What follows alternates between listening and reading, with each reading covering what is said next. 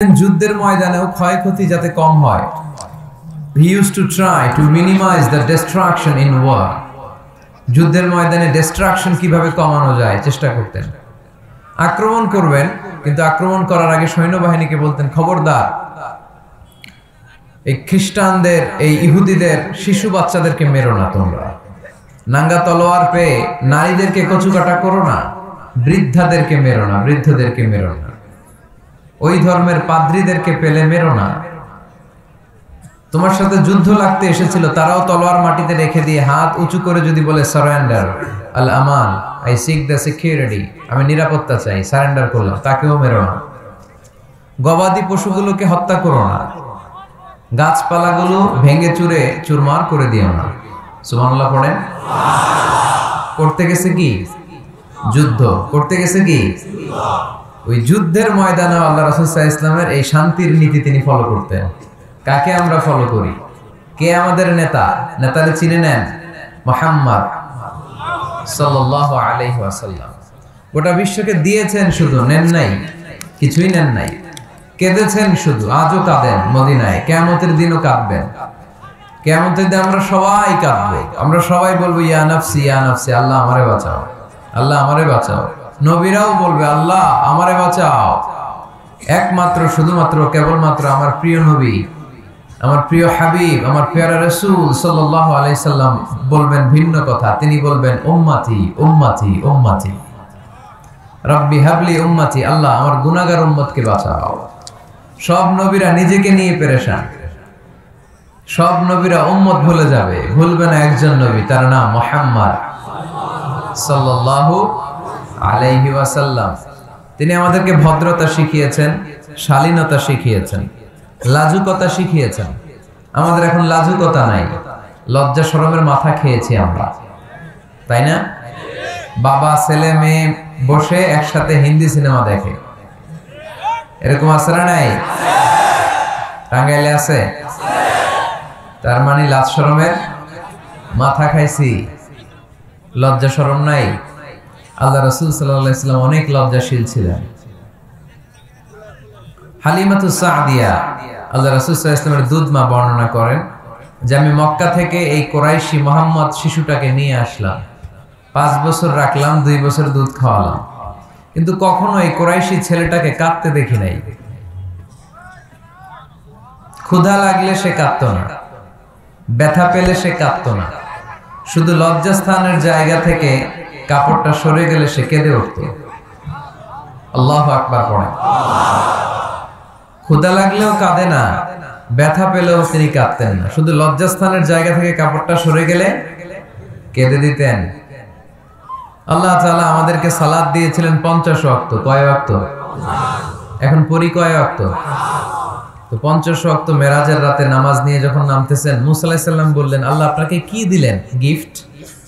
আল্লাহ নবী সাল্লাল্লাহু আলাইহি ওয়াসাল্লাম বললেন আমাকে গিফট হিসেবে দিয়েছে 50 ওয়াক্ত নামাজ। কয় ওয়াক্ত? 50 ওয়াক্ত। মুসা আলাইহিস সালাম বলে সর্বনাশ, বলেন কি 50 ওয়াক্ত পড়বে না?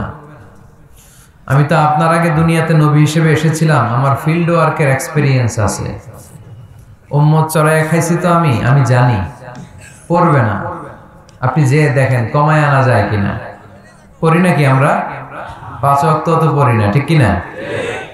তো গেলেন যে বলেন আল্লাহ, মুসা আলাইহিস সালাম তো বলে যে পড়বে না আমার উম্মত, কমায় দেন না।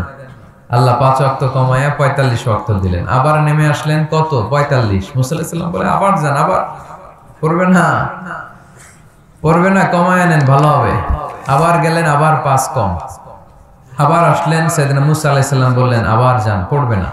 আবার গেলেন, 9 বারে 5 নং 45 ওয়াক্ত কমায় দিয়া রাখলেন কয় ওয়াক্ত? 5 ওয়াক্ত নিয়ে আল্লাহর হাবিব ফিরে আসতেছে। মুসা আলাইহিস সালাম বললেন কি অবস্থা? কয় রাকাত? কয় ওয়াক্ত? আল্লাহর হাবিব বললেন এবার দিছে 5 ওয়াক্ত। মুসা আলাইহিস সালাম বললেন এটাও পড়বে না, ঠিক কি না? এটাও পড়বে না, কমায় নিয়ে আসেন। এবার আল্লাহ রাসূল সাল্লাল্লাহু আলাইহি ওয়াসাল্লাম বলতে আরম্ভ করলেন কি বলেন, 9 বার গেলাম, আর কত যাওয়া যায়? আর পারুম না, লজ্জা লাগে, আমার শরম লাগে। সহিহ বুখারীতে এই কথাটাই এসেছে, আস্তাহি মির রাব্বি, আমার এবার লজ্জা লাগে যেতে। শরম বলেও তো একটা কথা আছে, কয়বার যাওয়া যায় আল্লাহর কাছে? সুবহানাল্লাহ পড়েন। লাজুকতা কাকে বলে তিনি শিখিয়েছেন। ছোটবেলায়, শৈশব, কৈশোর, যৌবন সব সময় তিনি লাজুক ছিলেন। আমাদের মধ্যে লাজুকতা নাই, ঠিক কিনা? ইযা লাম তাস্তাহি ফাসনা মা শি'তা, যখন তোমার লজ্জা থাকবে না, তোমার যা মন চায় তুমি তাই করতে পারবা। এজন্য আমরা যেন এই লাজুকতা, শালীনতার প্র্যাকটিস করি। আল্লাহ তুমি তৌফিক দান করো। তো দুর্গাপুর থেকে কথা আসছিল যে আমাদের দেশের অনেক জায়গা আছে হিন্দু ভাইদের নামে। এই যে গতকাল রাতে আমার একটা প্রোগ্রাম ছিল নারায়ণগঞ্জে। নারায়ণগঞ্জ, নারায়ণ তো এটা হিন্দুদের নাম, ঠিক কিনা? এরকম অনেক পাবেন আপনি, অনেক, অভাব নাই। তো হিন্দু মুসলমান আমরা একসাথে থাকতে চাই, ঠিক কিনা? কোনো দাঙ্গা হাঙ্গামা, বিরোধ, মারামারি, এথনিক্যাল ক্লিনজিং এটা আমরা চাই না। ওই যে দেখেন মিয়ানমার থেকে 10 লক্ষ ওরা তাড়াই দিছে। আমরা গরিব মানুষ, গরিব দেশ, হিউজ পপুলেশন, জনসংখ্যা জনবিস্ফোরণের মতো রূপ নিয়েছে, তারপরেও আমরা আমাদের টেকনাফে ওই 10 লক্ষ রোহিঙ্গারেও জায়গা করে দিয়েছি। মুসলমানদের কলিজাটা আসলে অনেক বড়, পুরো দেহটাই কলিজা, ঠিক কিনা? তো এই জন্য আমাদেরকে মানবতা শিখাতে আসার দরকার নাই কোনো জাতির। মানবতা কারে বলে এটা আমাদের জানা আছে। সম্প্রতি ইন্ডিয়াতে দেখলাম কিছু দাঙ্গা হাঙ্গামা হচ্ছে, এটারও আমরা নিরসন চাই। আমরা শান্তি চাই। আমরা কি চাই? শান্তি। তো দুর্গাপুর ঈদগাহ ময়দান, মধুপুর, টাঙ্গাইলে আজকের এই প্রোগ্রাম। 4 দিন ব্যাপী তাফসীরুল কোরআনের প্রোগ্রামের আজকে দ্বিতীয় রজনী। আজকের প্রোগ্রামের সম্মানিত সভাপতি হযরত মাওলানা মোহাম্মদ মোস্তফা কামাল সাহেব, প্রধান অতিথি খন্দকার আব্দুল গফুর মন্টু, অতিথি হিসেবে আছেন আলহাজ মোহাম্মদ সিদ্দিক হোসেন খান, জনাব মোহাম্মদ আবুল কালাম আজাদ। আমার আগে কথা বলেছেন শফিকুল ইসলাম সাইফি সাহেব। আর কিছুক্ষণ আগে অনেক আমাকে উপরে উঠাইতে উঠাইতে কোথায় যে উঠাইছে আল্লাহ জানে। কি নাম যেন ভাইয়ের? শহীদ ভাই। খুব আবেগী মানুষ, আসলে কষ্ট করছে অনেক, কারণ ডেটা আমাদের খুব সীমিত, কিন্তু চাহিদা মানুষের খুব বেশি। একদিনে 2টা প্রোগ্রাম করে মানুষের চাহিদা মেটানো সম্ভব না। এখন সহজ হয়ে গেছে যে ইন্টারনেটে কথা শুনতে পাওয়া যায়, আপনারা ওইটাতেই সন্তুষ্ট থাকেন। কাছাকাছি দেখা শোনা, মুসাফা করতে যাওয়া এটা অনেক সময় কঠিন। একটা সময় ছিল প্যান্ডেলে যারা আছে আমি দাঁড়িয়ে সবার সাথে মুসাফা করে তারপরে বিদায় নিতাম। তো এখন এই সুযোগটা হয় না। লক্ষ লক্ষ মানুষ হয়ে যায়।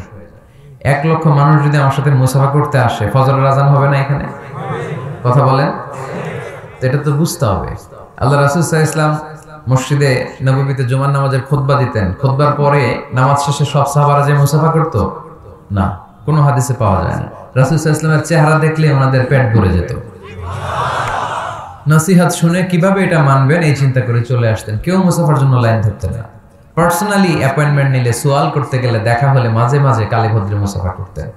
রাসূল সাল্লাল্লাহু আলাইহি ওয়াসাল্লামের পথ আগলে দাঁড়িয়ে এরকম মুসাফা করা, গায়ে পড়া এটা করতেন না। তো আমাদের মানুষদের আবেগ বেশি, আবেগের কারণে এটা করে ফেলে, কিন্তু আবেগের সাথে বিবেকেরও দরকার আছে না নাই?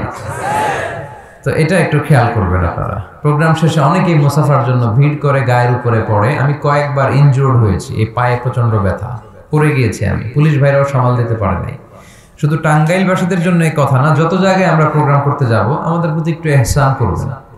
আপনারা যদি সুন্দর করে জায়গা করে দেন, আমরা স্মুথলি এসে বসতে পারি। আবার জায়গা করে দিলে সালাম দিয়ে আবার চলে যেতে পারি। সবাই যদি মুসাফা করতে চান, গায়ে টাচ করতে চান, বুক মিলাইতে চান, এটা কি সম্ভব? সম্ভব না। আমরা যেন ইহসান করি। আল্লাহ তাআলা ইহসানকারীদেরকে পছন্দ করেন। ইন্নাল্লাহা ইউহিব্বুল মুহসিনিন। আমরা যেন মুহসিনদের অন্তর্ভুক্ত হতে পারি। আল্লাহ তুমি তৌফিক দান করো। আর জোরে পড়ি আমিন। আমি আপনাদের খেদমতে খুতবার শুরুতে সূরা তাওবার 17 নম্বর আয়াত তেলাওয়াত করেছি। আজকে মসজিদ নিয়ে কথা বলবো। কি নিয়ে? কি নিয়ে কথা বলবো? মসজিদ। আহাব্বুল বিলাদি ইলাল্লাহি মাসাজিদুহা। আল্লাহর কাছে পৃথিবীতে সবচেয়ে পছন্দের জায়গা কোনটা বলেন তো? মসজিদ। এবার বলেন তো আল্লাহর কাছে সবচেয়ে অপছন্দের জায়গা কোনটা? বাজার।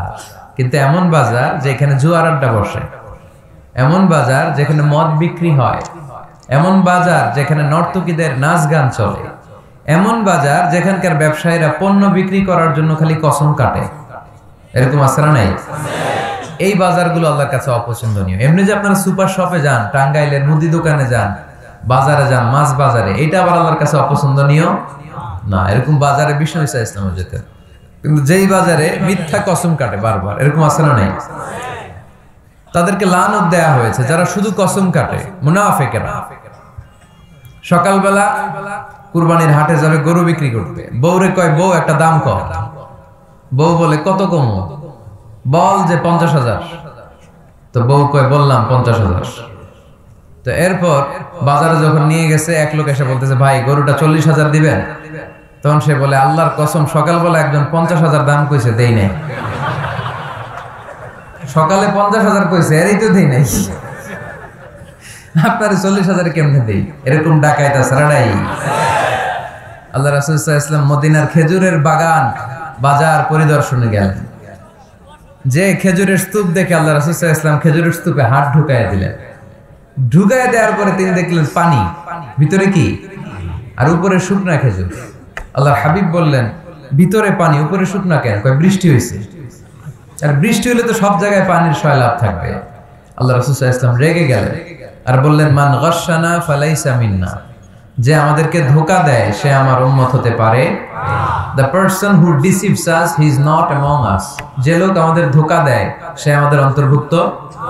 মুসলমানরা কি ধোঁকা দিতে পারে? খাদ্যে ভেজাল দিতে পারে? ওজনে কম দিতে পারে? মাছে ফরমালিন দিতে পারে?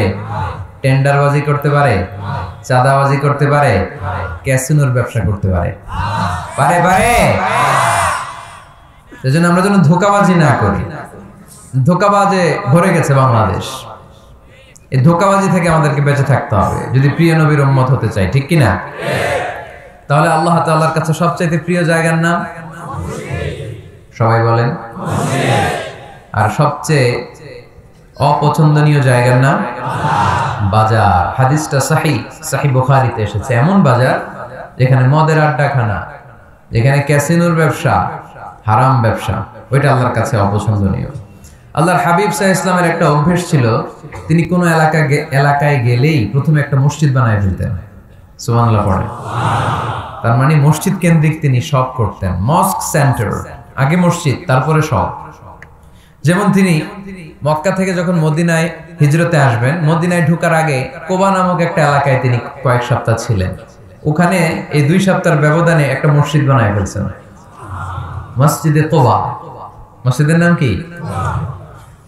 প্রতি শনিবারে তিনি মসজিদে কোবায় যেতেন, ওখানে যে সালাত পড়তেন। এবং আল্লাহর হাবিব বলেছেন কেউ যদি, আপনারা যখন মদিনা শরীফে যাবেন, শনিবারে যদি কেউ সকালবেলা আপনারা যে কোবা মসজিদে যে অজু করে, ঘর থেকে অজু করে যে 2 রাকাত সালাত পড়েন, তাহলে উমরা করলে, একটা মাকবুল উমরা করলে যেই সওয়াব, ওই সওয়াব আল্লাহ আমলনামায় দিয়ে দিবেন। কোবা থেকে তিনি মাইগ্রেট করলেন মদিনায়। মদিনাতে যেও তিনি একটা মসজিদ প্রতিষ্ঠা করলেন। মসজিদটার নাম সবাই বলেন মসজিদে নববী। আল্লাহ রাসূল সাল্লাল্লাহু আলাইহি ওয়াসাল্লাম খুব চমৎকার লোকেশন বাছাই করতে পারতেন। লোকেশন তিনি দেখলেন কোথায় করলে ভালো হয়, কোথায় কোথায় কোথায়। খুঁজতে খুঁজতে এমন জায়গাটা পছন্দ হলো, সেখানে ছিল পুরাতন খেজুরের বাগান, ধ্বংসাবশেষ, আর ছিল মুশরিকদের কবর। আল্লাহর হাবিব বললেন মুশরিকদের কবরগুলোরে হাড্ডি আর কঙ্কাল সহ উঠায় ফেলো, উঠে আরেক জায়গায় দাফন করো। সুবহানাল্লাহ পড়েন।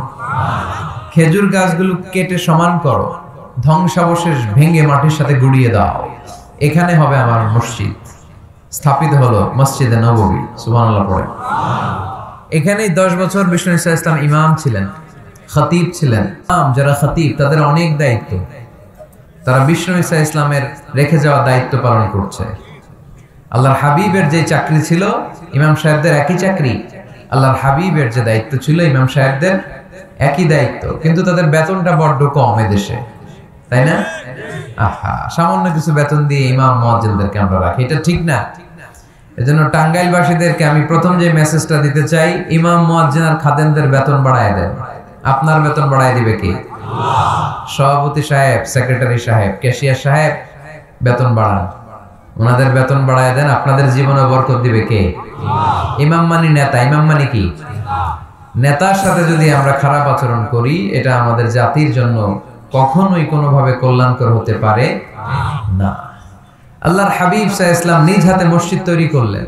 আমাদের মতো টাইলস আর এয়ার কন্ডিশনের মসজিদে নববী না, এরকম ছিল না। বালুর ফ্লোর, কিসের ফ্লোর? ছাদ ছিল খেজুর পাতার ছাউনি।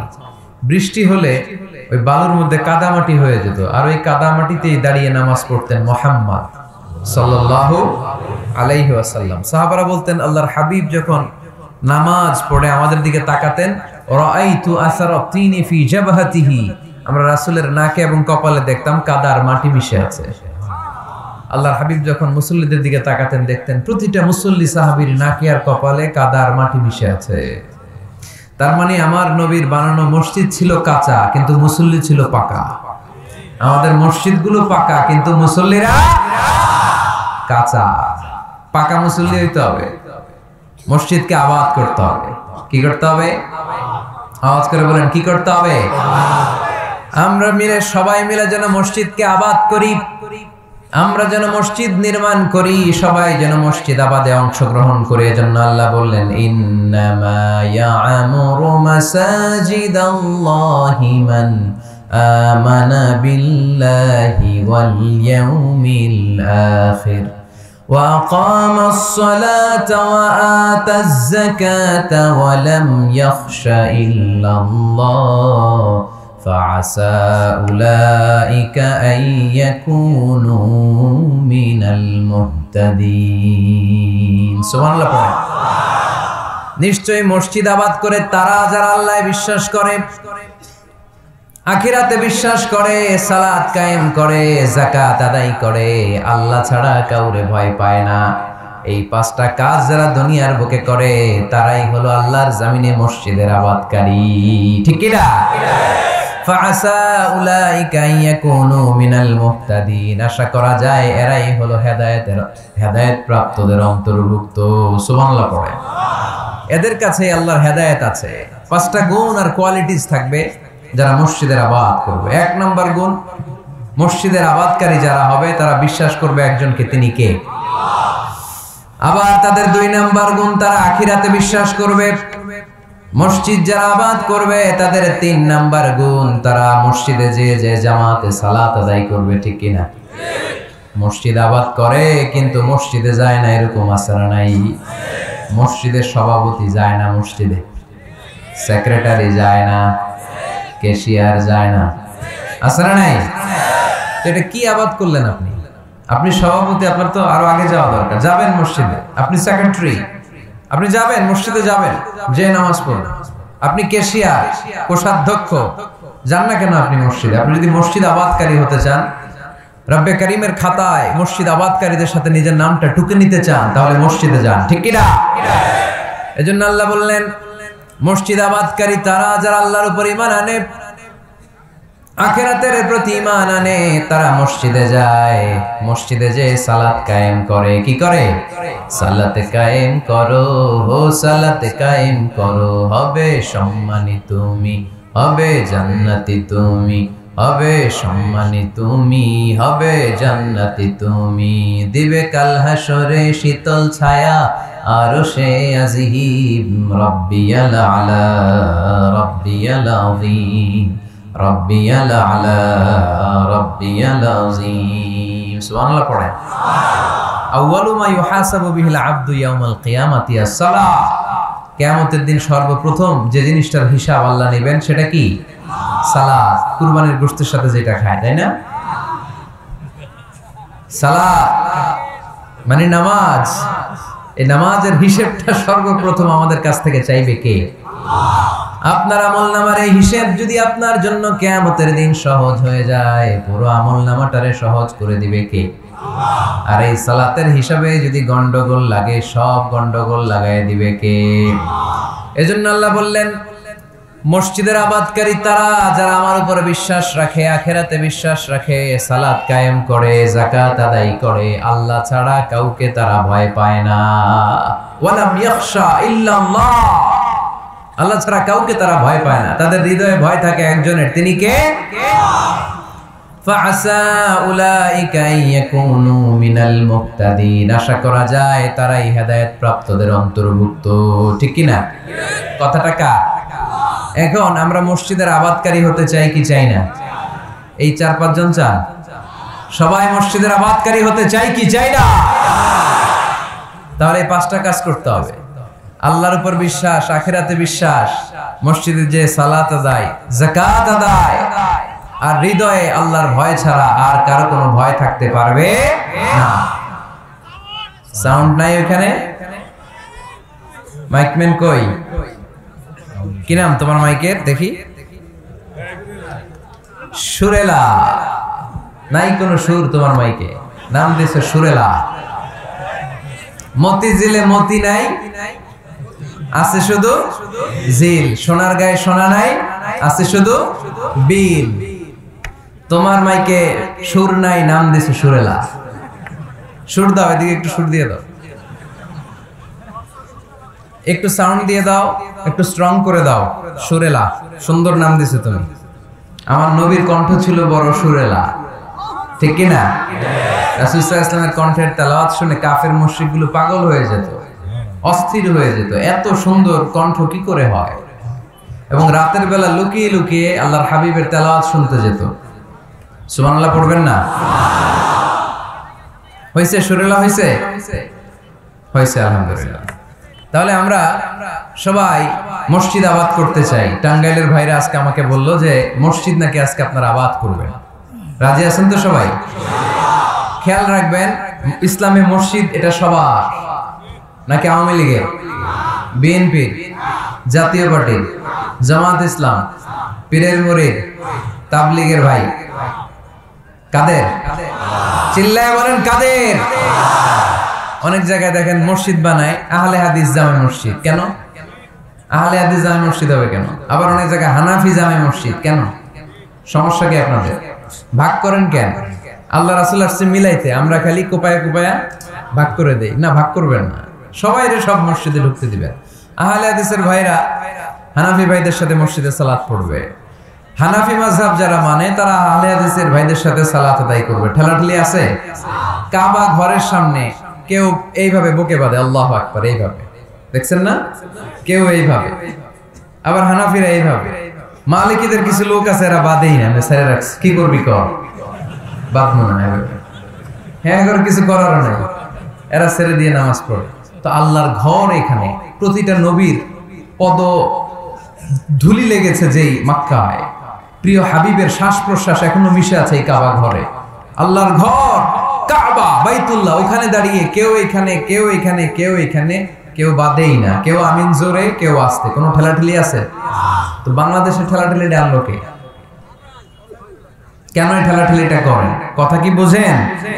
ঠেলাঠেলির দিন শেষ, ঐক্য গড়ার বাংলাদেশ। চিল্লায় বড় ঠিক কিনা? আমরা ঐক্য চাই। অনেক ভুল বোঝানো হয়েছে আমাদেরকে, অনেক ন্যারো মাইন্ডেড বানিয়ে রাখা হয়েছে। সংকীর্ণতার দিন শেষ, পরিবর্তন হতে শুরু করেছে। মানুষ এখন অনেক চালাক। জনগণের ধোঁকা দেওয়া, তাওহীদপন্থী মুসলমানদের গোজামিল দিয়ে বুঝ দেওয়ার দিন শেষ। জোরে বলেন ঠিক কিনা? যেটা বলবেন কোরআন সুন্নাহর আলোকে বলবেন। ইসলাম এসেছে মিলানোর জন্য, তা আপনি পিস পিস করেন কেন? আল্লাহ আপনারা পিস পিস করে ফেলবে। সবাই ভাই ভাই, মসজিদ সবার। 60 জন খ্রিস্টান পাদ্রী নাজরান থেকে এসেছে আল্লাহর হাবিবের সাথে দেখা করতে। জায়গা নাই, কই বসতে দিবে? কোনো জায়গা না পেয়ে 60 জন খ্রিস্টানের জন্য আল্লাহর হাবিব সাল্লাল্লাহু আলাইহি ওয়াসাল্লাম মসজিদে নববীর দরজা খুলে দিয়ে খ্রিস্টানদেরকে মসজিদে ঢুকতে দিয়েছেন। মসজিদে নববীতে খ্রিস্টান ঢুকতে পারে, আর আমাদের আহলে হাদিস মসজিদে হানাফি ভাইরা ঢুকতে পারে না। হানাফি ভাইদের মসজিদে আহলে হাদিসের ভাইরা ঢুকতে পারে না। এটা আপনি পেয়েছেন কোথায়? কেন করেন এগুলো? বাদ দিয়ে দেন। আমরা সবাই এক। চিল্লায় বলেন ঠিক কিনা? আপনারা কি ঐক্য চান নাকি কিলাকিলি করবেন? আমরা কিলাকিলি চাই, বিভেদ চাই, হিংসা চাই, আর কোন ঝগড়া মারামারি চাই? আমরা চাই ঐক্য। চিল্লায় বলেন কি চাই? আল্লাহ তুমি ঐক্য প্রতিষ্ঠার তৌফিক আমাদেরকে দান করো। আর জোরে বলি আমিন। এজন্য আল্লাহ বললেন ইন্নামা ইয়া'মুরু মাসাজিদাল্লাহ, যারা আল্লাহয় বিশ্বাসী, নামাজ পড়ে, যাকাত দেয়, আল্লাহরে ভয় করে, তারাই মসজিদের আবাদ করে। উমরানুল মাসাজিদ, কেমন করে মসজিদের আবাদ করবেন? 1 নাম্বার, মসজিদ নির্মাণের মাধ্যমে মসজিদের আবাদ হয়, ঠিক কি না? আল্লাহর হাবিব বললেন, মান বানা লিল্লাহি বাইতান মিন মালিহি বানাল্লাহু লাহু বাইতান ফিল জান্নাহ। নিজের অর্থ ব্যয় করে যে দুনিয়ার বুকে মসজিদ বানায়া দেয়, আল্লাহ তার জন্য জান্নাতে ঘর বানায়া দেয়। ইন্না মিম্মা ইয়ালহাকু আল মুমিনু মিন হাসানাতিহি বা'দা মাউতিহি, মৃত্যুর পরে কোন মানুষ যে সওয়াবগুলো অটোমেটিক সব সময় ধারাবাহিকভাবে পেতে থাকে, তার মধ্যে একটা হচ্ছে দুনিয়াতে সে যদি কোনো মসজিদ বানিয়ে যায়, তার পার্সেন্টেজ সওয়াব যতদিন এই পৃথিবী থাকবে ততদিন আপনার আমলনামায় ওই সওয়াবের পার্সেন্টেজ পাঠিয়ে দিবে কে? তার মানে মসজিদ আবাদের 1 নাম্বার পদ্ধতি মসজিদ বানানো।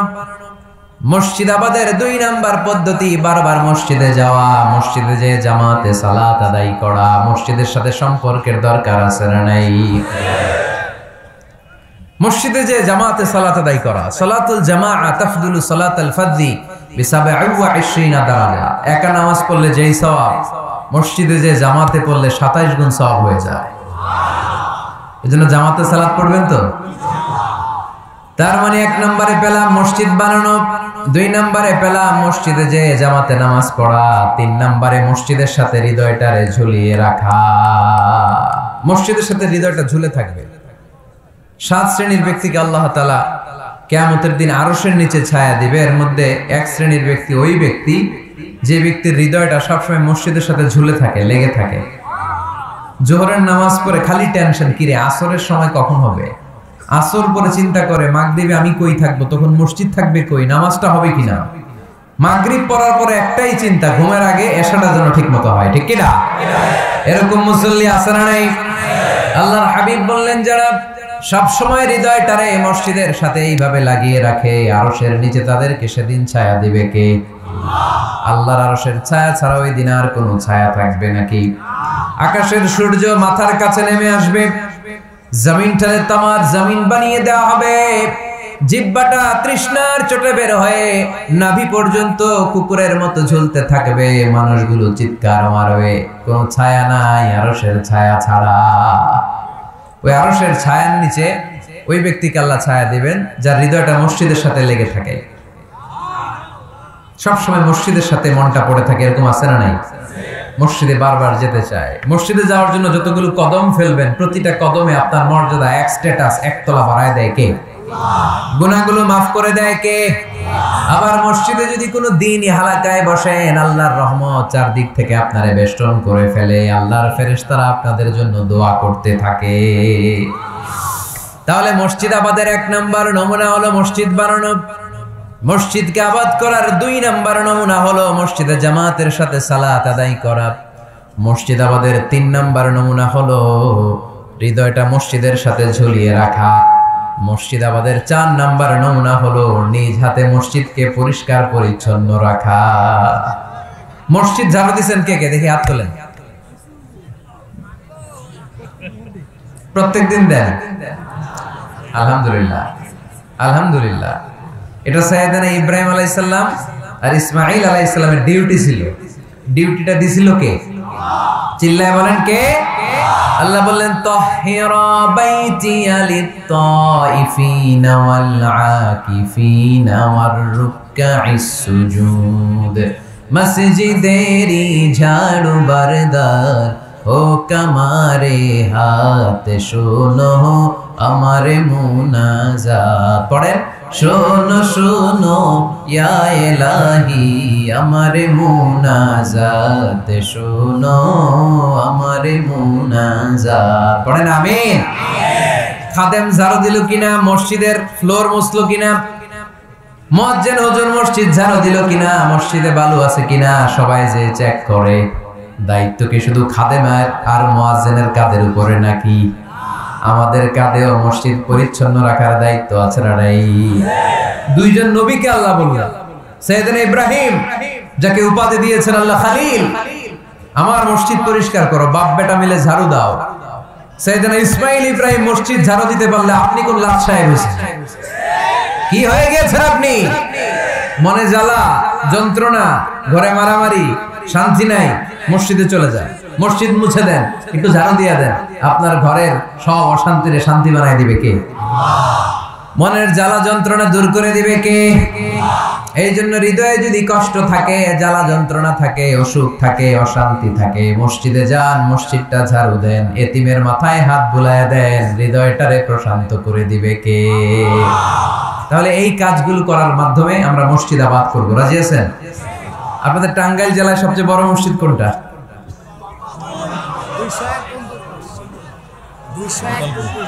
201 গম্বুজ। কই এটা? গোপালপুর।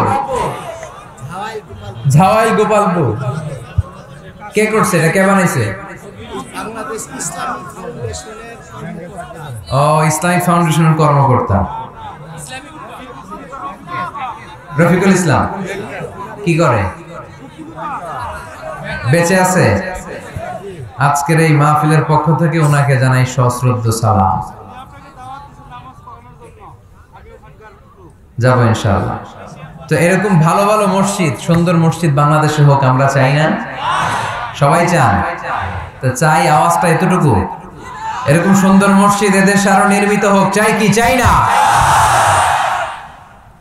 মসজিদে আমরা যাব, মসজিদে আমরা আবাদ করব। মসজিদ নিয়ে আজকে অনেক কথা আছে, কেউ উঠবেন না, মজার কথাগুলো শেষে রেখে দিছি। যারা উঠবেন এদের মিস।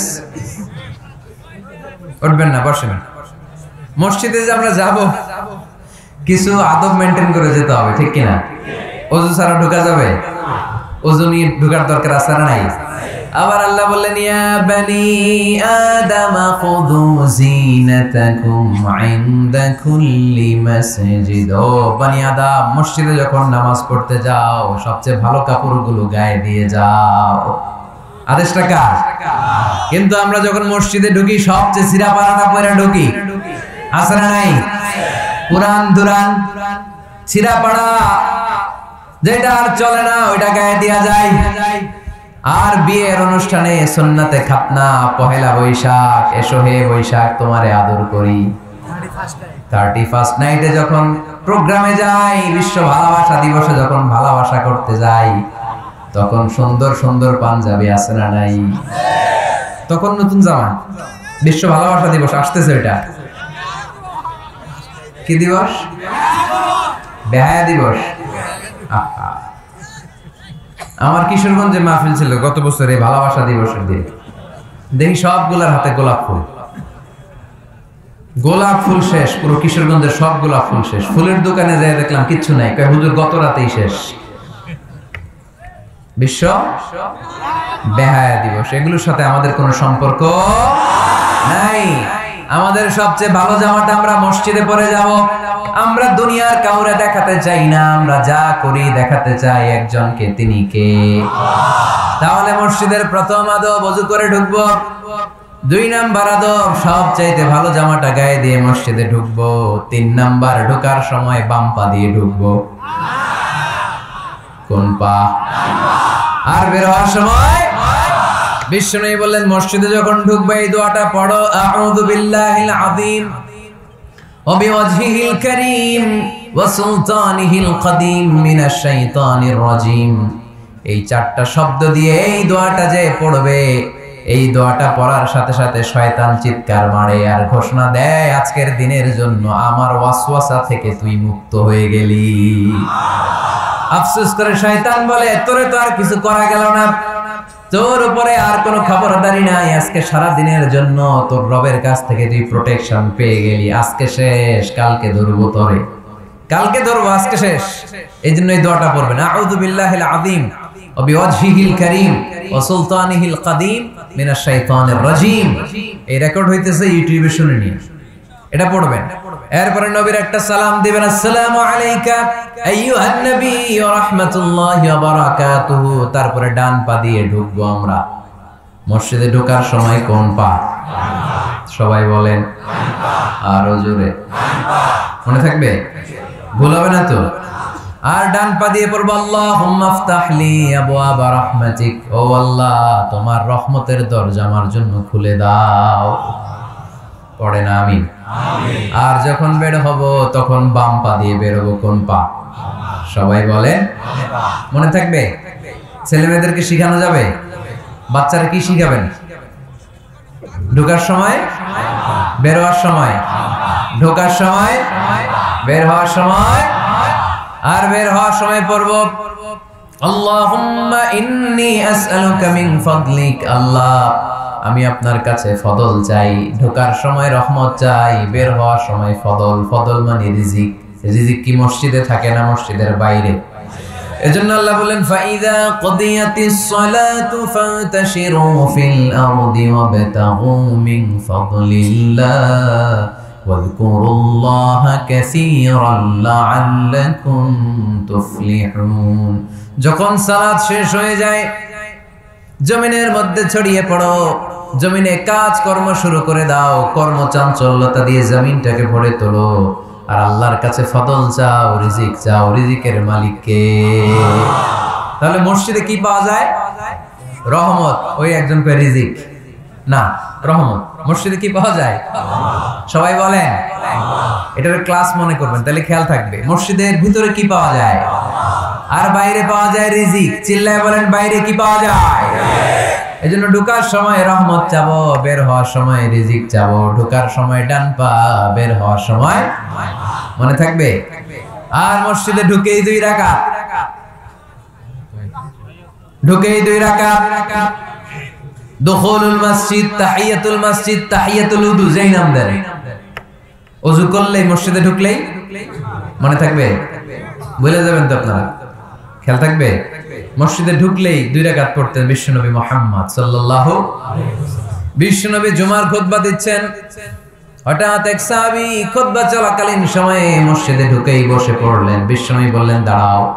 নিজের খুতবা বন্ধ করে দিয়ে সাহাবীরে বললেন, দাঁড়াও, 2 রাকাত পড়েছো নাকি? সাহাবী বলে, পড়ি নাই। বিশ্বনবী বললেন, তাড়াতাড়ি করে চটজলদি করে 2 রাকাত পড়ে নাও। খুতবা, জুমার খুতবা চলতেছে, খুতবা থামিয়ে দিয়ে খুতবার নিরবিচ্ছিন্নতাকে ভঙ্গ করে আল্লাহর হাবিব সাল্লাল্লাহু আলাইহি ওয়াসাল্লাম 2 রাকাত পড়তে বললেন। এটা খুবই জরুরি, পড়বেন, খুতবা চলাকালীনও পড়বেন। যদিও আমাদের দেশের অনেক জায়গায় এটার সুযোগ দেয় না, বলে যে লাল বাতি জ্বলন্ত অবস্থায় নামাজ পড়া নিষেধ। নিজেরা বানাইছে নিষেধ, তো পড়তে না দিলে বারান্দায় পড়েন, যেহেতু খুতবা শোনারও গুরুত্ব আছে। হানাফি মাযহাবে খুতবাটারে ওয়াজিব বলে, খুব গুরুত্ব দেয়। এজন্য বলে যে এটা বেশি গুরুত্বপূর্ণ ওই নামাজের চেয়ে। এটা হচ্ছে ওনাদের দলিল, কিন্তু ওই দলিলটা বেশি শক্তিশালী যে মসজিদে ঢুকেই 2 রাকাত পড়তে হয়, ঠিক কি না? এজন্য মসজিদে ঢুকেই আমরা 2 রাকাত পড়ব। তাহলে প্রথমে ওযু করে নিলাম, সুন্দর জামা পরলাম, ডান পা দিয়ে মসজিদে ঢুকলাম, ঢুকেই 2 রাকাত পড়লাম। এই সবগুলো আদেশ বিশ্বনবী আমাদের জন্য দিয়েছে, ঠিক কি না? আবার বিশ্বনবী নিষেধ করেছে কবরের উপর যেন কখনো কেউ মসজিদ না বানায়। লাআনা রাসূলুল্লাহি সাল্লাল্লাহু লাআনাতুল্লাহি আলাল ইয়াহুদ ওয়ান নাসারা ইত্তাখাযু কুবুর আমবিয়াইহিম মাসাজিদা। আল্লাহ তাআলা ইহুদি নাসারাদের উপর লানত দিয়েছে। কি দিয়েছে? লানত। কারণ তারা তাদের নবীদের কবরের উপরে মসজিদ বানায়, ওইখানে নামাজ পড়ে। কবরস্থানে নামাজ পড়া যায়? কবরের উপরে নামাজ পড়া যায়? বাংলাদেশে আছে না নাই? ছোট্ট এতটুক মসজিদ, 2 কাতারের এত বড় কবরস্থান। ইয়া লাল শালু, নীল শালু, আগরবাতি আর গোলাপ জলের গন্ধে ঢোকা যায় না, আছে না নাই? ওখানে যে আগরবাতি জ্বালায় দেয়, গোলাপ জল ঢেলে দেয়, আছে না নাই? কবরস্থানে বা মাজারে কেন মোমবাতি দেয় মানুষ আমি জানি না। যিনি কবরে শুয়ে আছেন ওনার কাছে কি আলো যায়? মোমবাতির আলো তো ওনারে দিছেন কেন? এটা তো যে সমস্ত ঘরে এখনো ইলেকট্রিসিটি পৌঁছে নাই, বাচ্চারা পড়াশোনা করতে পারে না, এদের ঘরেই না আপনি মোমবাতি দিবেন। তাহলে আপনার বাবার কবরটারে আলো দিয়ে ভরে দিবে কে? মাজারে যে অনেকে টাকা দেয়, মানত করে, মাজারে টাকা দেয়া যায় না, মানত করা যায় না, মানত করতে হয় একজনের নামে। চিল্লায় বলেন তিনি কে? খবরদার, এগুলো থেকে সাবধানে থাকতে হবে। মাজার জিয়ারত করা সুন্নাত, কবর দেখলেই সালাম দেয়া সুন্নাত, জিয়ারত করা সুন্নাত। এর জন্য দোয়া চাইবেন, নিজের জন্য আল্লাহর কাছে দোয়া চাইবেন, এর জন্য দোয়া করবেন, নিজের জন্য দোয়া করবেন। কিন্তু মাজারে পড়ে থাকা লোকটার কাছে কিছু চাওয়া যায়? আল মাইয়িতু ফিল কবর কাল গরীকি ফিল বাহর। সাঁতার না জানা ব্যক্তি সাগরে পড়লে যেরকম অসহায়, কবরে শুয়ে থাকা ব্যক্তিটা তার চেয়েও বেশি অসহায়। সে আপনার জন্য কি করবে? আপনি তার জন্য দোয়া করলে সে কিছু পাবে, সে আপনার কিছু করাই দিতে পারবে? করতে পারে একজন, তিনি কে? চিল্লায় বলতে হবে তিনি কে?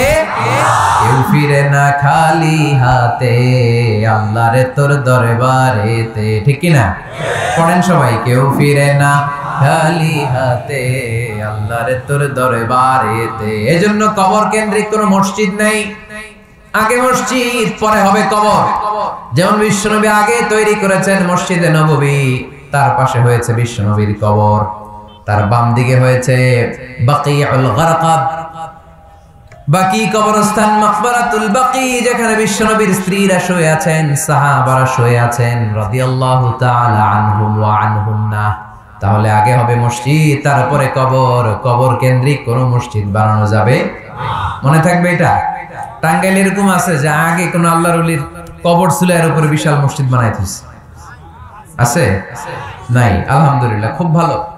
কবর কেন্দ্রিক মসজিদ বানাবেন না, মসজিদ আর কবরস্থানে গ্যাপ রাখবেন, তা নাহলে ভেজাল হওয়ার সম্ভাবনা আছে না নাই?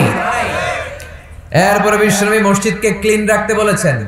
আমারা রাসূলুল্লাহ সাল্লাল্লাহু আলাইহি ওয়াসাল্লাম বিবিনাইল মসজিদি ফি দুআ ওয়া আন তুনাযযাফা ওয়া তুতায়্যাবা। আল্লাহর হাবিব বলেছেন, এলাকায় এলাকায় তোমরা মসজিদ বানাও, মসজিদগুলোরে পরিষ্কার রাখো, আতর আর সুগন্ধি দিয়ে তোমরা পারফিউম করে দাও, মসজিদটারে সুগন্ধযুক্ত করে রাখবেন, পারফিউম করে রাখবেন। আরব দেশে মসজিদে বাখুর জ্বালিয়ে দেয়, উদ জ্বালিয়ে দেয়, মসজিদে ঢুকলেই কলিজাটা ঠান্ডা হয়ে যায়, নামাজ পড়তে মনে চায়, কোনো দুর্গন্ধ নাই। এজন্য মসজিদ পরিচ্ছন্ন রাখার দরকার আছে না নাই? এরপরে মসজিদের সর্বশেষ আদব হলো, তোমরা যখন মসজিদ বানাবা, খবরদার মসজিদকে অতিমাত্রায় ডিজাইন করা যাবে না, অতিমাত্রায় ডিজাইন করা যাবে না। আমরা এতই ডিজাইন করি, কোনটা মসজিদ আর কোনটা কমিউনিটি সেন্টার চিনাই যায় না, আছে না নাই? না, অতিমাত্রায় ডিজাইন না, যতটুকু লাগে। গরম লাগে, এয়ারকন লাগান, নো প্রবলেম। নিচে সমস্যা, সিম্পলি টাইলস দিয়ে দেন। কিন্তু লাইটিং ফাইটিং, লাল নীল বাতি, এই কারুকার্য ওই কারুকার্য, এটা করতে নিষেধ করেছেন মুহাম্মদ সাল্লাল্লাহু।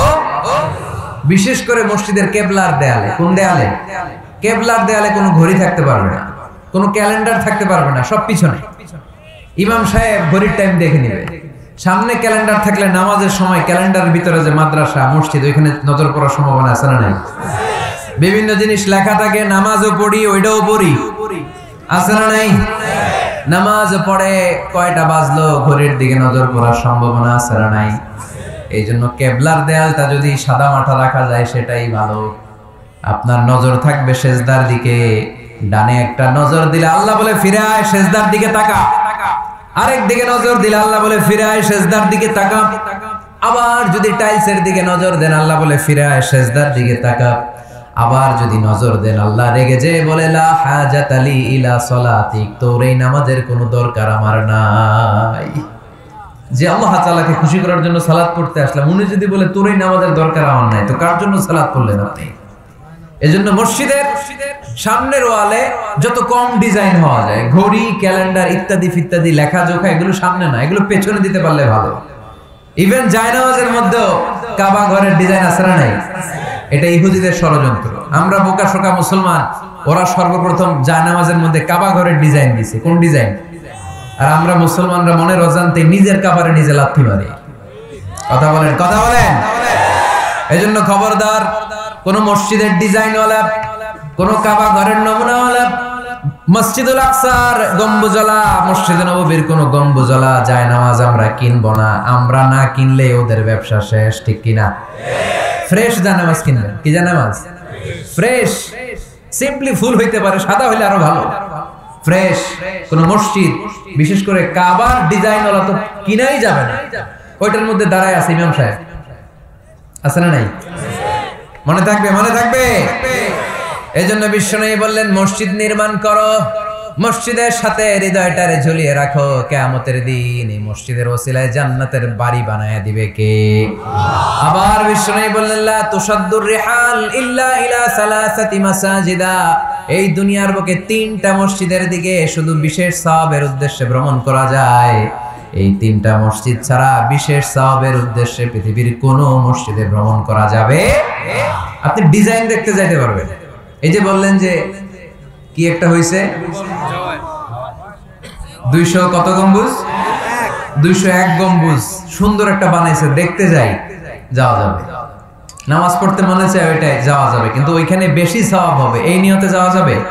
You cannot say it any journey expecting special virtue except 3 mosques, the mosque of Haram, the mosque an-Nabawi, the Masjid al-Aqsa, ঠিক কি না? এই তিনটা মসজিদ ছাড়া বিশেষ সওয়াবের নিয়তে পৃথিবীর কোনো মসজিদে ভ্রমণ করা যায় না, তবে দেখতে যাওয়া যায়। এটার আর্কিটেকচারাল ডিজাইন দেখার জন্য, এটার ক্যালিওগ্রাফিক্যাল ডিজাইন, এটার ইকোসিস্টেম, এটা কেমন করে করেছে, কতটুকু জায়গা, ডিজাইনটা কেমন, এটা দেখার জন্য যেতে পারবেন। কিন্তু এই 201 গম্বুজে নামাজ পড়লে সওয়াব 3 গুণ হবে, এরকম ধারণা করা যাবে? বাইতুল মুকাররমে পড়লে এত গুণ সওয়াব, এই ধারণা করা যাবে? এই যে চলে আসছে 201 গম্বুজ, আমি দেখতেছি, আপনারা পাবেন না দেখতে, আগে দেখে ফেলছেন? মাশাআল্লাহ মাশাআল্লাহ, সুন্দর। আরো কিছু পরামর্শ দিবে, এগুলো শেষে দিচ্ছি আমি। কষ্ট হইতেছে আপনাদের? জিমায় পড়তেছেন? আরো কয়েক মিনিট শুনবেন? 3টা মসজিদে নিয়ত করে যাওয়া যায়। 1 নম্বরে মসজিদে হারাম, 1 নম্বরে কি? ইন্না আউওয়ালা বাইতিন উদিআ লিন-নাসি লাল্লাযী বিবাক্কাতা মুবারাকা। সর্বপ্রথম যে ঘরটা আল্লাহ তাআলা জমিনের মধ্যে স্থাপন করলেন, ওই ঘরটা হলো মসজিদুল হারামের মাঝখানের কাবা ঘর। এই ঘরটা অবস্থিত যেই শহরের মধ্যে, শহরের নাম বাক্কা, এখনকার নাম মক্কা। সুবহানাল্লাহ পড়েন। মক্কার আগের নাম বাক্কা, কোরআনে বাক্কার কথা আছে। এবং হজ উমরা করতে গেলে দেখবেন যে অনেক হোটেল আছে, হোটেলের নাম ফুন্দুক বাক্কা। ফুন্দুক বাক্কা মানে বাক্কা হোটেল। মক্কার আগের নাম কি? বাক্কা। এখান থেকেই বিষ্ণু ঈসা ইসলাম ইসরা শুরু করেছেন, মেরাজের আগের ধাপ, নাম ইসরা। এই মসজিদে 1 রাকাত নামাজ পড়লে 1 লক্ষ রাকাতের সওয়াব দেয় কে? সুবহানাল্লাহ কইতে পারলেন না? পৃথিবীর আর কোন মসজিদে 1 রাকাত পড়লে 1 লক্ষ রাকাতের সওয়াব হয়? আপনাদের 201 গম্বুজে বললে, বাইতুল মুকাররম, পৃথিবীর কোন মসজিদে পড়লে হবে? শুধুমাত্র কেবলমাত্র মসজিদুল হারামে 1 রাকাত সালাত পড়লে 1 লক্ষ রাকাতের সওয়াব আমলনামায় দিবে কে? এজন্য আল্লাহ বললেন, ওখানে যাও, হাইসুমা তুআল্লু ফাওয়াল্লু ওজুহাকুম শাতরা, যেখানে যাইবা, দুনিয়ার যেখানেই থাকো না কেন, কাবা ঘরের দিকে হয়ে নামাজ পড়াকে আবশ্যক করেছে কে? পৃথিবীর যেখানেই যান, কোন দিকে হয়ে নামাজ পড়বেন? কাবা, টু দ্য ডাইরেকশন অফ কিবলা। আপনি অবাক হবেন, অস্ট্রেলিয়ায় একটা শহর আছে সিডনি। এই সিডনি শহরে একটা জঙ্গল আছে, এই জঙ্গলে একটা গাছ আছে, যে গাছটা মানুষের মতো রুকু করে আছে, টু দ্য ডাইরেকশন অফ কিবলা, তাও কিবলামুখী হয়ে। পত্রিকার কাটিং দেখেছেন না আপনারা? অনেক ক্যালেন্ডারেও আছে। গাছ, ইউটিউবে দেখেছেন? গাছ রুকু করে আছে, টু দ্য ডাইরেকশন অফ কিবলা, কিবলামুখী হয়ে, মানুষের মতো। সুবহানাল্লাহ পড়ে। তাহলে এই মসজিদ এমন মসজিদ, এই মসজিদে 1 রাকাত সালাত পড়লে 1 লক্ষ রাকাতের সওয়াব হয়ে যায়। এই মসজিদ এমন মসজিদ, যেই মসজিদের মাঝখানে একটা ঘর আছে, ঘরটার নাম বাইতুল্লাহ। প্রতিনিয়ত এই ঘরের উপর 120টা রহমত নাজিল করে কে? সিত্তুনা লিত-তাইফিন, 60টা রহমত নাজিল হয় যারা কাবা ঘরের চারদিকে তাওয়াফ করতে থাকে। আরবাঈনা লিল মুসাল্লিন, 40টা রহমত নাজিল হয় যারা কাবা ঘরের চারদিকে নামাজ পড়তে থাকে। 20 লিন-নাযিরিনা ইলাল কাবা, বাকি 20টা সওয়াব নাজিল হয় যারা শুধু কাবা ঘরের দিকে তাকিয়ে থাকে। কাবা ঘরের দিকে তাকিয়ে থাকলে সওয়াব। সুবহানাল্লাহ বললেন না? আন-নাযার ইলাল কাবা, 3 জিনিসের দিকে তাকালেই সওয়াব। কয় জিনিস? জোরে বলেন। 1 নাম্বার আন-নাযার ইলাল মুসহাফ, কোরআনের দিকে তাকালেই সওয়াব, পড়া লাগবে না, পড়লে তো সওয়াব আছে, তাকানো মাত্রই। 2 নাম্বার আন-নাযার ইলা ওয়াজহিল ওয়ালিদাইন, মা বাবার চেহারা। মা বাবার খেদমত করলে তো সওয়াব আছেই, টাকা দিলে তো সওয়াব আছেই, কিন্তু মা বাবার চেহারার নজরের দিকে যদি রহমতের নজরে একবার তাকান, একটা কবুল হজ করলে যেই সওয়াব, ওই সওয়াব আমল নামায় দিবে কে? মা বাবা এমন জিনিস আমরা চিনলাম না। আমরা পীর সাহেবের দরবারে লাউ নিয়ে যাই আর গান গাই, স্বাদের লাউ বানাইলে মরে, আগা খাইলাম ডগা খাইলাম। একটা বাচ্চা যদি হিজরা হয়ে জন্মায়, মা বাবা তার পরিচয় কারো কাছে দিতে চায় না, লজ্জায়। এর স্কুলে ভর্তি করাইলে স্কুলের ফর্মে আছে ছেলে বা মেয়ে, এটার কোন জায়গায় দিব? ছেলেতে না মেয়েতে?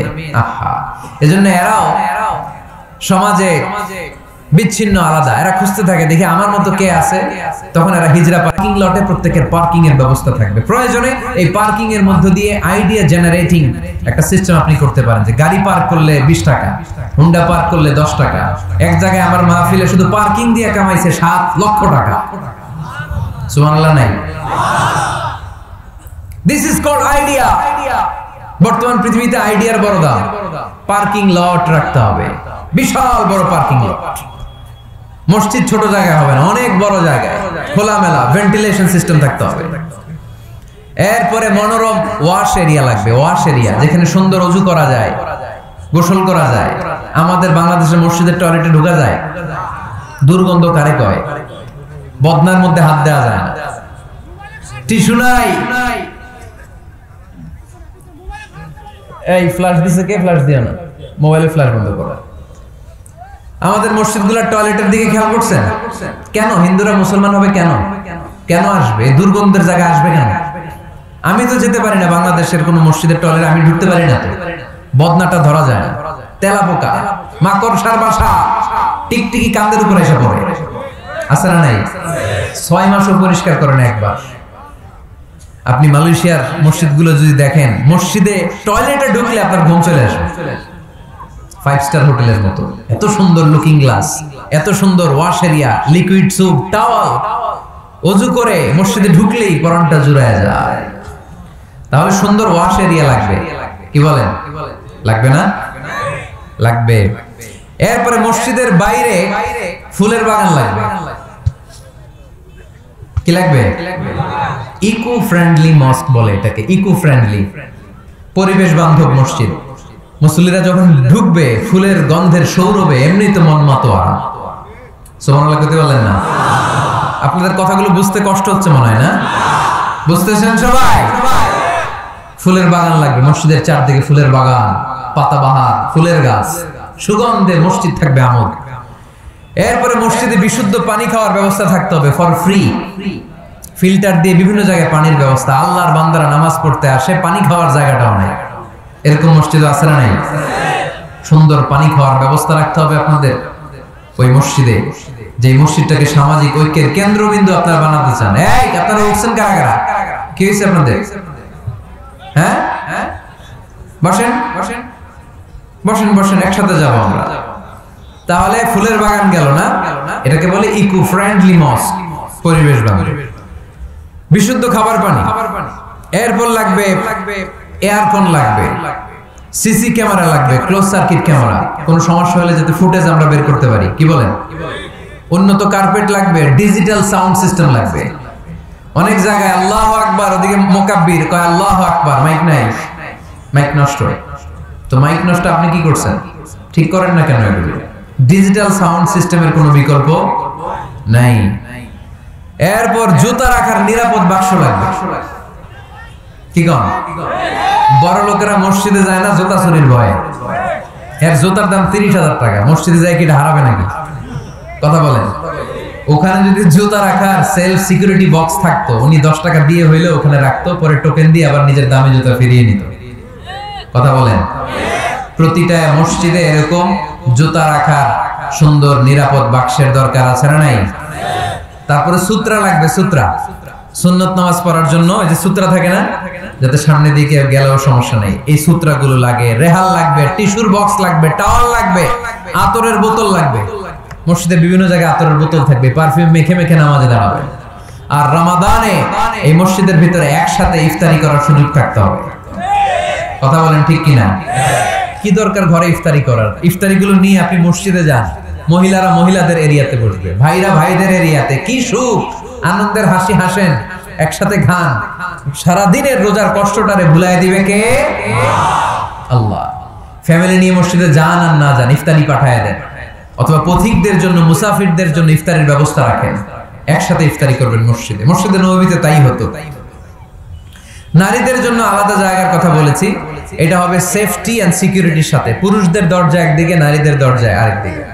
নারীরা নারীদের ওই জায়গা দিয়ে ঢুকবে, ওই জায়গা দিয়ে বের হবে। এটা আলাদা দেয়াল দেয়া থাকবে, এদের টয়লেট আলাদা, ওয়াশরুম আলাদা, ওয়াশিং এরিয়া আলাদা, সবকিছু হবে আলাদা। নারীদের মসজিদে আসার দরকার আছে না নাই? সেফটি সিকিউরিটির সাথে তারাও এসে কোরআনের কথা শুনতে হবে। এই মসজিদ 24 ঘন্টা খোলা থাকতে হবে, 24 আওয়ার্স। কয় ঘন্টা? প্রায় মসজিদের লাইট বন্ধ করে দেয়, টয়লেট বন্ধ করে দেয়, আছে না নাই? তাহাজ্জুদ পড়তে অনেকে যেতে পারে না, মুসাফির মানুষ রাত 12টার দিকে নামাজটা পড়বে, সুযোগ নাই, আছে না নাই? মসজিদের সিকিউরিটি গার্ড লাগবে, কড়া সিকিউরিটি গার্ড, চারদিকে সিকিউরিটি গার্ড থাকতে হবে। শিশুদের জন্য আলাদা জায়গার কথা বলেছি। এই মসজিদে সেমিনার হল থাকবে। কি থাকবে? এখানে প্রতি মাসে সেমিনার হতে হবে। কমিউনিটি সেন্টার থাকবে মসজিদের পাশে অ্যাটাচ করা। কি সেন্টার? এলাকার সব বিয়ে টাঙ্গাইলের এই মসজিদ হইতে হবে। কথা কন। এজন্যই তো মেয়েরা উলঙ্গ জামা পরে বিয়ের অনুষ্ঠানে নাচে কেন? মসজিদে বিয়ে হয় না যে? এগুলো তো হয় বাড়ির ছাদের উপরে, দুম্মা চলে দুম, নাচানাচি, হিন্দি গান। মসজিদের কমিউনিটি সেন্টারে বিয়ে হইলে হিন্দি সিনেমা লাগানোর সাহস কেউ পাবে? নারীগুলো সব হেজাব আর বোরকা পরে আসবে বিয়ের অনুষ্ঠানে, ঠিক কি না? সামান্য খেজুর বিতরণ করে বিয়ে শেষ, এটাই বিয়ের অলিমা। এদিকে ইজাব, এদিকে কবুল। খেজুর ছিটাই দিলাম, খায়া বাড়িতে জানার দোয়া করে। সহজ না কঠিন? সহজ না কঠিন? কমিউনিটি সেন্টারে বিয়ে হবে, মসজিদের সাথে অ্যাটাচ করা। মসজিদের সাথে অ্যাটাচ লাইব্রেরি থাকতে হবে। কি থাকতে হবে? এই লাইব্রেরিতে পড়াশোনা করবে এলাকার লোকজন। সর্বশেষ মসজিদ ম্যানেজমেন্ট অফিস থাকবে। এই যে পুরো মসজিদের মাস্টার প্ল্যান আপনাদের সাথে শেয়ার করলাম, এটার ম্যানেজমেন্ট বিভাগ থাকার দরকার আছে না নাই? এই ম্যানেজমেন্ট অফিস থাকতে হবে। এরকম মসজিদ বাংলাদেশে হোক, আমরা চাই কি চাই না? 64 জেলায় 64টা লাগবে। আমি একটা করব ঢাকায়, আর বাকি ব্যবসায়ীরা, বিজনেস ম্যাগনেট, সিআইপি যারা আছে আপনাদের এলাকায় আপনারা করবেন। যে কোনো সিআইপি, ভিআইপি, এমপি, মন্ত্রী আমার সাথে যোগাযোগ করতে পারেন। আমি আপনাদেরকে ইন ডিটেইলড এই মাস্টার প্ল্যান দিব। আপনার জেলায় জেলায় মসজিদ করলে প্রয়োজনে আমি নিজে যে উদ্বোধন করে দিয়ে আসবো। কিন্তু এরকম মডেল মস্ক, আল ওয়াসাতিয়া মডেল মস্ক প্রতিটি জেলায় জেলায় বাংলাদেশে থাকার দরকার আছে না নাই? শুধু নামাজের জায়গা বানায় রাখছি আমরা। কত কিছু করা যায়, কত নানামুখী কার্যক্রম আছে মসজিদের। এই মসজিদে তালিমুল কোরআনের প্রজেক্ট থাকবে, কোরআন শিক্ষার আসর, শিশুদের, মহিলাদের, বয়স্কদের দরকার আছে না নাই? আজীবন নামাজ পড়ি নাই, বুঝি নাই, ওয়াজগুলো শুনে এখন নতুন করে অনেকের হুঁশ ফিরতেছে, হুজুর কি করব, বয়স তো 50, নামাজের নিয়ম জানি না, কোরআন পড়তে পারি না। তাদের জন্য, বয়স্কদের জন্য কোরআন শিক্ষার আসর, শিশুদের জন্য কোরআন শিক্ষার আসর, তাহফিজুল কোরআন প্রজেক্ট থাকবে মসজিদে। তাহফিজুল কোরআন project full time, part time. 30 পারার হাফেজ, 5 পারার হাফেজ, 7 পারার হাফেজ, সমস্যা নেই। আমাদের দেশে মনে করে এক বাবার 5 ছেলে, একটারে হেফজখানায় দিয়েছে, তুই 30 পারাই করবি, আর বাকি 4 পোলা ওগর ইংলিশ মিডিয়ামে দিয়েছে, তোকে কোনো দায় দায়িত্ব নাই, তোরা খালি দুম্মা চলে দুম। আছে না নাই? এটা একটা ভুয়া আইডিয়া। একজনে 30 পারা মুখস্থ করবে, বাকি ছেলেগুলা করবে না। না, এটা না, যে যতটুকু পারে। আরব দেশে, মিশরে আমি পড়াশোনা করেছি 5 বছর। আমি মিশরের ড্রাইভারদের সাথে দেখলে জিজ্ঞেস করতাম, হাবিবি আমেলে হাফিজতে কাম গুজ মিনাল কোরআন, কোরআনের কয় পারা মুখস্থ পারো? বলে মালিশ বা আশরাতা আজজা বাস। সরি, আমি আসলে বেশি মুখস্থ করতে পারি না, 10 পারা করছি। ড্রাইভার, সুবহানাল্লাহ নাই? মিশরের এমন কোন লোক নাই যারা 5 পারা 10 পারা কোরআনের হাফেজ না। তার মানে কোরআনের হাফেজ পার্ট টাইমও হওয়া যায়। ইংলিশ মিডিয়ামে পড়বে আপনার ছেলে, বিকেল বেলা পার্ট টাইম তাহফিজে এসে ও কোরআন হিফজ করবে। এরকম ছেলের দরকার আছে না নাই? ইংলিশেও কথা বলবে, কোরআনের ব্যাখ্যাও করে দিবে, চিল্লায় বলো ঠিক কি না? তালিমুল কোরআন প্রজেক্ট, তাহফিজুল কোরআন প্রজেক্ট। সাপ্তাহিক প্রশ্নোত্তর পর্ব থাকবে আপনাদের এই মডেল মস্কে। জীবন ঘনিষ্ঠ কত প্রশ্ন বোনদের থাকে আমাদের কাছে করে, এই প্রতিটা জেলার মসজিদ থেকে এগুলোর ফতোয়া দেওয়া হবে, ঠিক কি না? মাসিক ধারাবাহিক তাফসির প্রোগ্রাম চলবে মসজিদে। তাফসির প্রোগ্রামে আজকে কি বলে গেছি সারা বছর আর খেয়াল থাকে না, কিন্তু প্রতি মাসে যদি এই জামে মসজিদে বিশ্বভিত্তিক তাফসির হয়, তাহলে ফিডব্যাক নেওয়ার সুযোগ আছে না নেই? কথা কি বুঝতে পারতেছেন আপনারা? মসজিদের উদ্যোগে যুবকদের জন্য অনেক অ্যাক্টিভিটিস দরকার। নাম্বার 1, খেলাধুলা। মসজিদের পাশেই প্লেগ্রাউন্ডে খেলাধুলার আয়োজন করতে হবে। কথা কি শুনতেছেন? আল্লাহর হাবিব নিজে মসজিদে নববীর পাশে খেলাধুলার আয়োজন করেছেন। সুবহানাল্লাহ নাই? সহিহ বুখারীর হাদিস, ঈদের দিন মসজিদে নববীর পাশে বনু আরফিদা গোত্রের লোকেরা তীর দিয়ে খেলা শুরু করলো। বিশ্বনবী দেখতে আরম্ভ করলো। আম্মা জান আয়েশা বায়না ধরলেন, আমিও দেখবো। বিষ্ণু ইসা ইসলাম আম্মাজানকে কাঁধে তুলে পর্দা সরাইয়া দেখাইতে লাগলেন। আর খেলা দেখতে দেখতে বিষ্ণু ইসা ইসলাম নিজেই আনন্দিত হয়ে গেলেন। আমরা অনেক সময় হয় না, গোল দেওয়ার আগে আমরাই নড়ে চড়ে উঠি, এইভাবে গোল করে উঠি, এইভাবে গোল গোল গোল গোল গোল লাফায় না এরকম। আল্লাহ রাসূল সাল্লাল্লাহু আলাইহি ওয়াসাল্লাম খেলা দেখতে দেখতে নিজেই উত্তেজিত হয়ে গেলেন এবং যারা খেলছিল তাদেরকে বললেন, এই বনি আরফাদা, এইভাবে মারো, তীর এইভাবে ধরো। সুবহানাল্লাহ পড়েন। তো মসজিদের পাশে যদি খেলার ব্যবস্থা থাকে, বিকেল বেলা খেলার পরে ওরা কি মসজিদে ঢুকবে না? অ্যাক্টিভিটিস নাই, এজন্য খেলার পরে চলে যায়, দুম্মা চলে দুম, মসজিদের সাথে সম্পর্ক নাই। যুবকদের জন্য 2 নাম্বার প্রজেক্ট, মসজিদ থেকে শিক্ষা সফর হবে, স্টাডি ট্যুর। কি হবে? কুল সিরু ফিল আরদ ফানজুরু কাইফা কানা আকিবাতুল মুকাদ্দিবিন। এই মসজিদের উদ্যোগে আপনাদের এই টাঙ্গাইলের ভাওয়াল এলাকা আছে না, কি সুন্দর সুন্দর কত কিছু দেখার সুযোগ আছে, ওখানে যাবেন, কক্সবাজারে নিয়ে যাবেন। এটা মসজিদের উদ্যোগে প্রজেক্ট নিতে হবে। Number 3, leadership campaign. কি করে নেতৃত্ব তৈরি করতে হয়। আজকের শিশু আগামী দিনের ভবিষ্যৎ, আজকের যুবকরাই আগামীর বাংলাদেশ, ঠিক কিনা? কি করে লিডারশিপ কোয়ালিটি গ্রো করতে হয় এই ক্যাম্পেইনে শেখানো হবে। সর্বশেষ যুবকদের জন্য যে ইভেন্ট থাকবে এই মসজিদে, ইতিকাফ ইভেন্ট। কি ইভেন্ট? আপনাদের এলাকায় যুবকরা ইতিকাফে বসে? কারা বসে? মুরব্বীরা। তাও অনেক জায়গায় মুরব্বীও খুঁজে পাওয়া যায় না, তো ওনারে টাকা দিয়ে ভাড়া কইরা ইতিকাফে আনতে হয়। নাউজুবিল্লাহ পড়বেন না? ইতিকাফের মতো এত বড় গুরুত্বপূর্ণ ইভেন্ট এটা মুরব্বীরা করে, তাও টাকা দিয়ে ভাড়া করে আনতে হয়। আল্লাহু আকবার। মালয়েশিয়াতে সব যুবকরা ইতিকাফ করে, মিশরে সব যুবকরা ইতিকাফ করে। আরে ইতিকাফ মুরব্বীদের ইভেন্ট নয়, এটা তাগড়া জওয়ান যুবক ছেলেদের ইভেন্ট। চিল্লায় বলো ঠিক কি না? ওইরকম অ্যাক্টিভিটিস মসজিদে থাকলে ইয়াংরা ঢলে ঢলে ইতিকাফ করবে।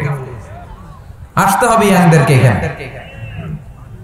মুরব্বীদের মাজায় ব্যথা, কাশি দিলে বুকে ব্যথা, ডায়াবেটিস, আলসার, ওনারা কিসের ইতিকাফ করবে? এরা তো ঘরে বসে নামাজ যদ্দুর পড়তে পারে, এটাতেই ডবল সওয়াব, ঠিক কি না?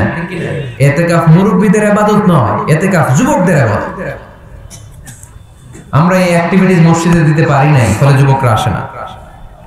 যাকাত দেয়া, কুরবানির গোশত বিতরণ, জরুরি ত্রাণ তহবিল, মেডিকেল ক্যাম্প, বিবাহ প্রকল্প যারা মেয়েদেরকে বিয়ে দিতে পারে না, পথ শিশু প্রকল্প, খাদ্য প্রকল্প, এগুলো থাকবে মসজিদে। এই মসজিদ কেন্দ্রিক প্রতিযোগিতা হবে, সিরাত কম্পিটিশন, নাশিদ কম্পিটিশন, কবিতা আবৃত্তির কম্পিটিশন। করা যাবে না? মসজিদে নববীতে বিষ্ণু ইসলাম হাসান বিন সাবিত নামে এক কবি সাহাবীর জন্য আলাদা একটা মিম্বার করে দিয়েছিলেন। আজও এই মিম্বারটা আছে, এটা হাসান বিন সাবিতের মিম্বার। নবী বসতেন ওই মিম্বারে, হাসান বিন সাবিত এই মিম্বারে। তিনি বিশ্বনবীর পক্ষে কবিতা গেয়ে গেয়ে সাহাবীদেরকে উদ্বুদ্ধ করতেন। কবিতার প্রতিযোগিতা করতে হবে মসজিদে, নাশিদ কম্পিটিশন করতে হবে, কেরাত কম্পিটিশন, সিরাত কম্পিটিশন। আমাদের ছোট্ট সোনামণিরা আমার প্রিয় নবীকে চিনে না, ওদেরকে প্রিয় নবীকে চিনতে দেয়া হয় না। তারা এই সিরাত কম্পিটিশনে আমার নবীকে জেনে জেনে নবীর নামে প্রতিযোগিতা করবে। আওয়াজ করে বলেন ঠিক কি না? এই মসজিদের আন্ডারে একটা প্রকাশনা সেন্টার থাকতে হবে, সব ধরনের বইপত্র এই মসজিদ থেকে বের হবে, বাৎসরিক মাহফিল হবে, সম্মেলন। আর এই মসজিদকে ঘিরে ইসলামিক ক্যাডেট মাদ্রাসা তৈরি হবে। এই যে মাস্টার প্ল্যান আর অ্যাক্টিভিটিস আপনাদেরকে বললাম, এগুলো হচ্ছে একটা প্রাণবন্ত মসজিদের অবকাঠামো। এরকম মসজিদ যদি হয়, আমাদের শিশুরা, আমাদের যুবকরা কি মসজিদে যাবে না? আমি এরকম মসজিদ করে বাংলাদেশকে দেখাই দেব ইনশাআল্লাহ। আর যারা করতে চান আমার সাথে যোগাযোগ করবেন, আমরা যেন মসজিদ আবাদকারী হতে পারি। আল্লাহ তুমি তৌফিক দান করো।